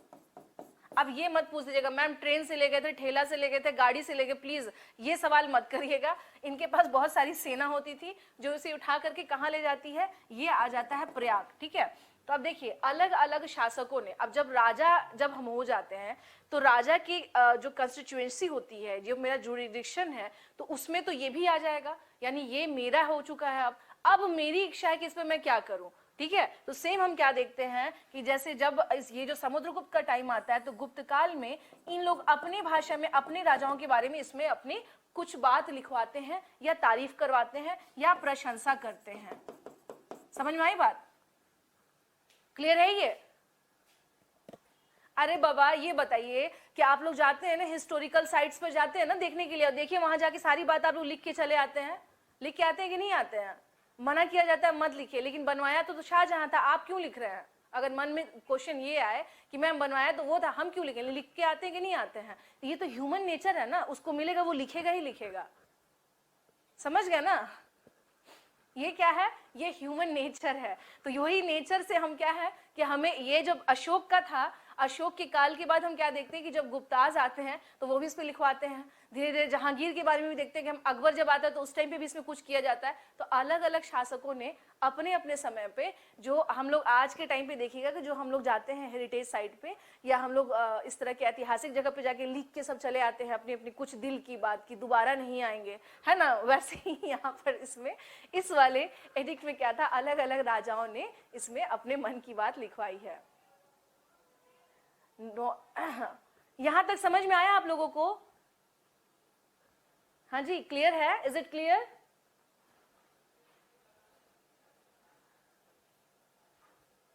ठीक है, ठीक है ना, समझ गए? बस यही, अब ये मत कहिएगा कि मैम ये तो यहाँ था, ये उठा करके इसे ले गए थे, ठीक है? और ऊपर से मैंने आपको बार बार बताया था ये मोनोलिथिक है, मोनोलिथिक इन द सेंस ये एकाश्मक है, इसे इजिली यहाँ से यहाँ हम क्या कर सकते थे, उठा करके ले जा सकते थे, ठीक है? तो इस तरह से हम लोग क्या देखते हैं कि इसके बारे में, समुद्रगुप्त के बारे में, तो ये हो गया समुद्रगुप्त के बारे में कि प्रयाग प्रशस्ति पर इसके बारे में लिखा गया है। अब आ जाए हम लोग थोड़ा सा थर्ड शासक के बारे में, चंद्रगुप्त सेकंड, जो कि बहुत ही इंपॉर्टेंट शासक था गुप्ता डायनेस्टी का। चंद्रगुप्त द्वितीय, इनफैक्ट मैं तो कह रही हूँ क्लास में भी देखिएगा कि बच्चे क्या करते हैं, पूरा जो दीवार होता है उस पर लिख देते हैं, ये तो आदत होती है। चंद्रगुप्त, प्रयाग प्रशस्ति समुद्रगुप्त से रिलेटेड है, ठीक है? आ जाइए। हम लोग ट्री पर बस लिख सकते हैं। नहीं, ट्री पर मत लिखिए, चलिए आ जाइए। चलिए उसके बाद फिर आगे बात करते हैं, बताएंगे, अभी सारी चीजें आप लोगों को क्लियर कर दूंगी। चलिए इधर आइए। इसका जो टाइम पीरियड है 380 से लेकर के 412 ईस्वी तक, 380 से लेकर के 412 ईस्वी तक, ये किसका टाइम पीरियड है? चंद्रगुप्त सेकंड। और इसका काल जो है ना, इसी का काल माना जाता था, इसका काल गुप्त काल में, गुप्त काल का स्वर्ण काल माना जाता था, स्वर्ण काल माना जाता था। It means his time period was the golden era of Gupta period. His time period was golden era of Gupta period. अब देखिए, अब आप बोलेगा कि मैम सोने के सिक्के चल गए थे क्या जो स्वर्णकाल बोला जा रहा था? स्वर्णकाल, ध्यान से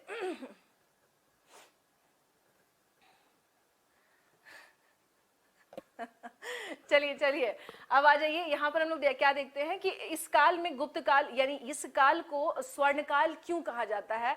Y his period was denote as the golden era, इसे गोल्डन एरा के नाम से हम लोग क्यों जानते हैं, ठीक है ना? तो गोल्डन एरा के नाम से क्यों जानते हैं, इसका रीजन ये है कि इस टाइम पर सबसे ज्यादा क्या हुआ था, लिटरेचर में, कला संस्कृति पे सबसे ज्यादा क्या हुआ था, वर्क हुआ था, ठीक है ना? तो लिख लीजिएगा इसमें कि सबसे ज्यादा क्या देखते हैं हम लोग, सबसे ज्यादा हम लोग क्या देखते हैं कि इसके काल में सबसे ज्यादा क्या हुआ था, कला संस्कृति पर कार्य हुआ था, कला संस्कृति से संबंधित कार्य के कारण,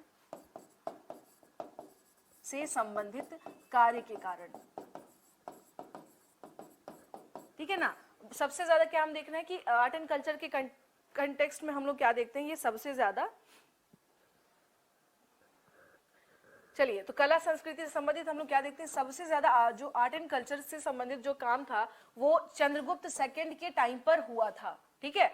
और इसके अलावा अगर हम लोग बात करें कि जैसे कालिदास हो गए, ये सारे के सारे जो हैं, हाँ, ये सारे के सारे जो हैं ये कहाँ पर थे, किसके टाइम पीरियड पे दिखाई देते हैं, इसी के टाइम पीरियड पे। नवरत्न का जो कॉन्सेप्ट आप देखते हैं ना, नवरत्न, इसके दरबार में कौन थे, नवरत्न थे।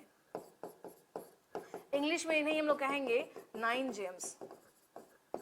नवरत्न किसके दरबार में थे, ये चंद्रगुप्त सेकंड के दरबार में हम लोगों को दिखाई देते हैं, ठीक है?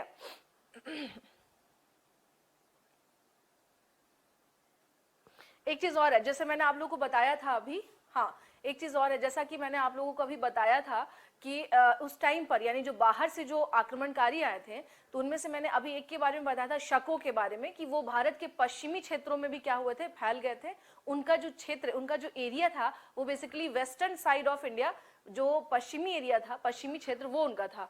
तो इसने क्या किया था, चंद्रगुप्त सेकंड के नाम में अचीवमेंट की बात करें कि इसके उपलब्धि क्या थी, what was the achievement of Chandragupta second, तो उपलब्धि के तौर पर हम क्या देखते हैं कि इसने क्या किया था, शकों को पराजित किया था। इसने क्या किया था, शकों को, ही डिफीटेड शकाज, इसने क्या किया था, इसने शकों को पराजित किया था, इसने शकों को पराजित किया था।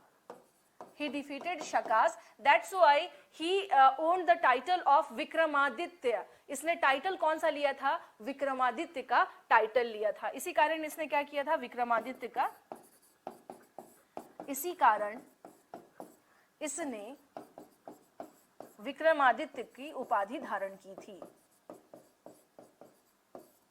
दित्य की उपाधि। देखिए अब डिपेंड करता है ना धारण की थी। जितने भी इस तरह के राजा थे, स्पेशली गुप्ता टाइम पीरियड से हम लोग क्या देखते हैं कि इनके अपने दरबारी कवि हुआ करते थे। और दरबारी कवि का मतलब ये होता है कि वो आपके फेवर में लिखेगा या अगेंस्ट में लिखेगा। हाँ बताइए जी आप सर, फेवर में लिखेगा। तो अब एक बात बताइए, समुद्रगुप्त के बारे में हरिसेन अगर लिख रहा है तो वो फेवर में लिखेगा या अगेंस्ट में लिखेगा?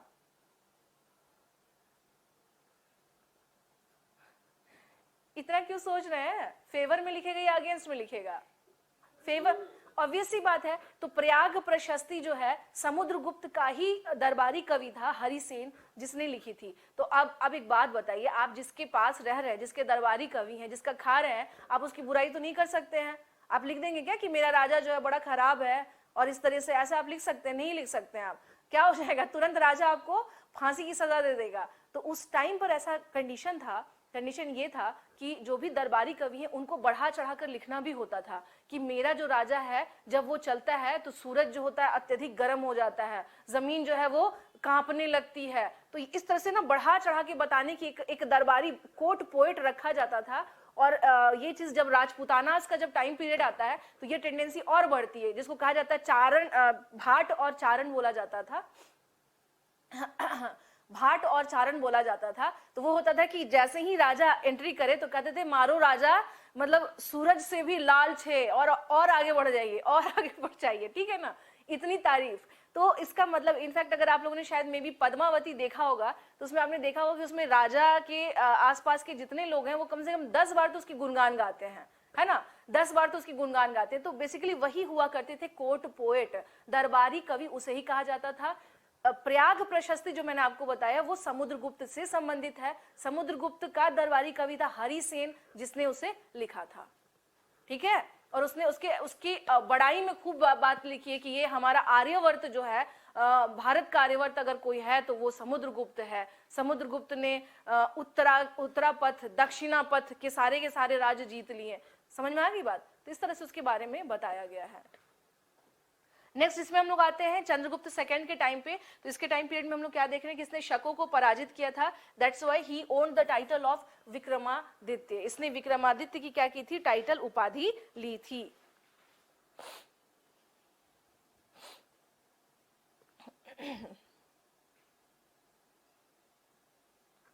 ठीक है।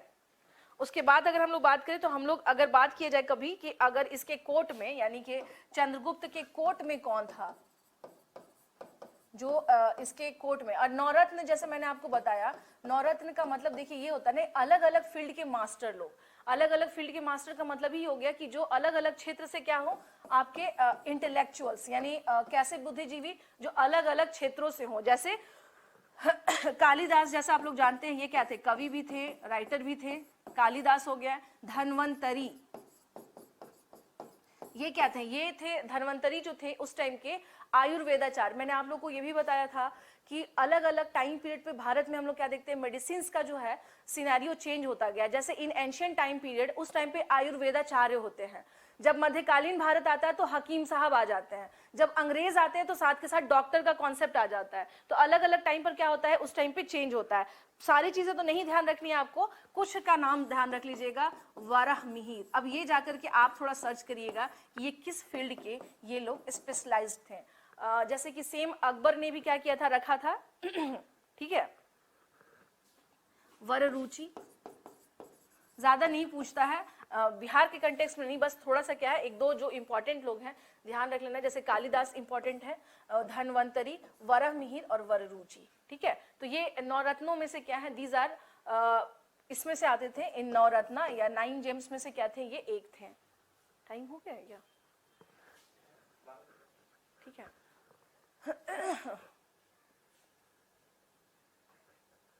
कोई बात नहीं, थोड़ा बहुत इधर उधर वेरी करता है, so don't worry about that. उसके लिए बहुत ज्यादा परेशान नहीं होना है, ठीक है, उसके लिए ज्यादा परेशान नहीं होना है। चंद्रगुप्त सेकंड की अगर बात करें तो इसकी एक उपलब्धि और थी।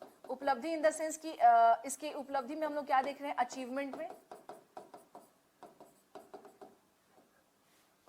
इसके अचीवमेंट में हम लोग बात करें तो देखिए, जैसे ये जो क्षेत्र हुआ भारत का, ये जो क्षेत्र था, तो इसमें सौराष्ट्र का क्षेत्र जो गुजरात का है और ये मालवा का क्षेत्र, दो क्षेत्र इसने क्या किए थे, अपने क्षेत्र में मिला लिए थे। तो इसने सौराष्ट्र और मालवा का क्षेत्र गुप्त साम्राज्य में मिला लिया था, और मालवा का क्षेत्र गुप्त साम्राज्य में मिला लिया था।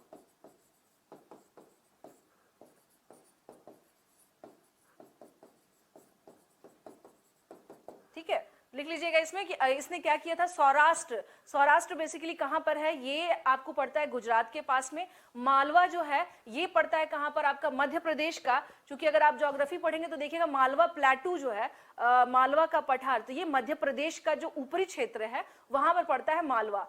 तो मालवा का क्षेत्र और सौराष्ट्र का क्षेत्र, इसे किसने मिला लिया था, चंद्रगुप्त सेकंड ने। किस साम्राज्य में, अपने गुप्त साम्राज्य ने इसमें क्या किया था, मर्ज किया था। ठीक है, और उसके अलावा इसमें बात करें, जो पश्चिम के जो शासक थे वाकाटक, ठीक है ना, तो इसने वाकाटकों से वैवाहिक संबंध स्थापित किए थे। वाकाटक ये कहां के शासक थे, पश्चिम भारत के। कहां के, पश्चिम भारत के, पश्चिम भारत के। तो वाकाटक शासकों के साथ इसने क्या किया था, वैवाहिक संबंध स्थापित किए थे। वैवाहिक संबंध स्थापित किए थे, ठीक है ना। तो इसने क्या किया था, बेसिकली इसने पॉलिटिकल जो अलायंस यानी मैरिज अलायंस जो है वो शुरुआत किससे की से, तो वाकाटक शासकों के साथ इसने मैरिज वाला जो कॉन्सेप्ट है वो इसने स्टार्ट किया था। ठीक है, और हाँ एक क्वेश्चन और है, मैंने जैसे अभी बताया था आप लोगों से कि क्वेश्चन आ सकता है कि when Chinese traveller Fahien was came in the time period of Gupta, उस टाइम पर who was the ruler of Gupta period, that was Chandragupta second. Chandragupta second के समय पे ही फाहियान आता है, लिख लीजिएगा इसे। चंद्रगुप्त द्वितीय के काल में ही कौन आता है, चीनी यात्री फाहियान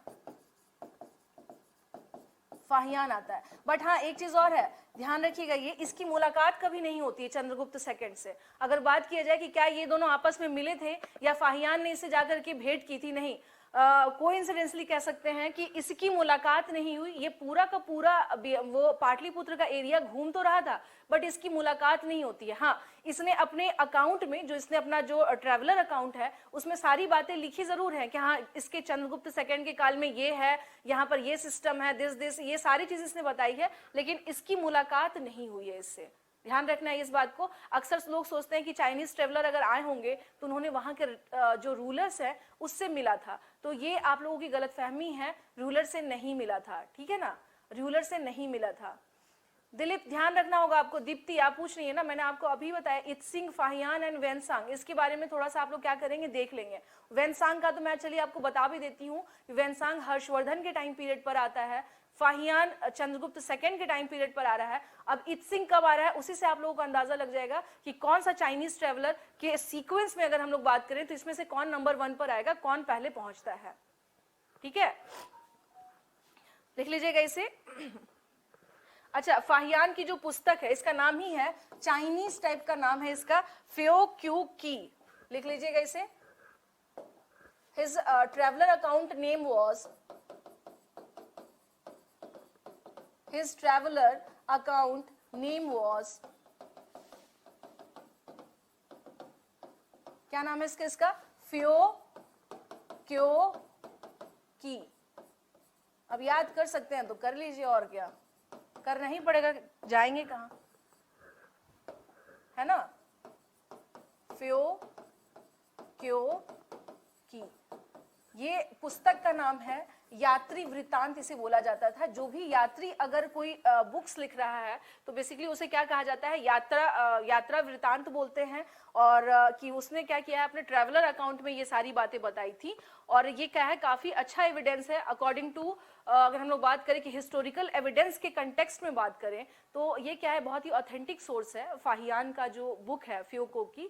जिससे पता चलता है कि उस टाइम की सोसाइटी कैसी थी, लोग कैसे थे और किस टाइप से ट्रेड हो रहा था, समाज का जो कंडीशन था वो कैसा था। तो ये सारे जो इस तरह के जो भी ट्रेवलर्स अकाउंट होते हैं वो कहीं ना कहीं से क्या होते हैं, काफी ज्यादा हेल्पफुल होते हैं। कि आप, चूंकि उस टाइम पे कोई ऐसा शासक, कोई ऐसे तो नहीं है लोग की बैठ के हिस्ट्री लिख रहे हैं, ये इतिहास की समझ तो बाद में आई कि चलो भाई लिखना है धीरे धीरे। जब मुगल्स आते हैं तो वो और चीजें क्या हो जाती हैं, धीरे धीरे स्टैब्लिश्ड होती हैं। लेकिन इस टाइम पे जो भी यात्रियां हैं, विदेशी यात्री, उनसे इस मामले में क्या रहा है, काफी ज्यादा हेल्प मिल गया है कि उस टाइम पीरियड की बहुत सारी बातें हमें पता चलती हैं। ठीक है, यहां तक क्लियर है आप लोगों को। हम लोग किसके बारे में बात कर रहे थे, हम लोग बात कर रहे थे चंद्रगुप्त सेकंड। मैम आपकी क्लास कब है? 12 बजे से, टाइम हो गया। ओके ओके ओके, चलिए मैं वो ओके, चलिए टाइम हो चुका है। फिर हम लोग अब मिलते हैं नेक्स्ट क्लास में, नेक्स्ट सेशन में। ठीक है, चलिए फिर नेक्स्ट क्लास में मिलते हैं। तब तक अपना ध्यान रखें, टेक केयर, धन्यवाद। ओके जी, ओके जी, ओके, वेलकम।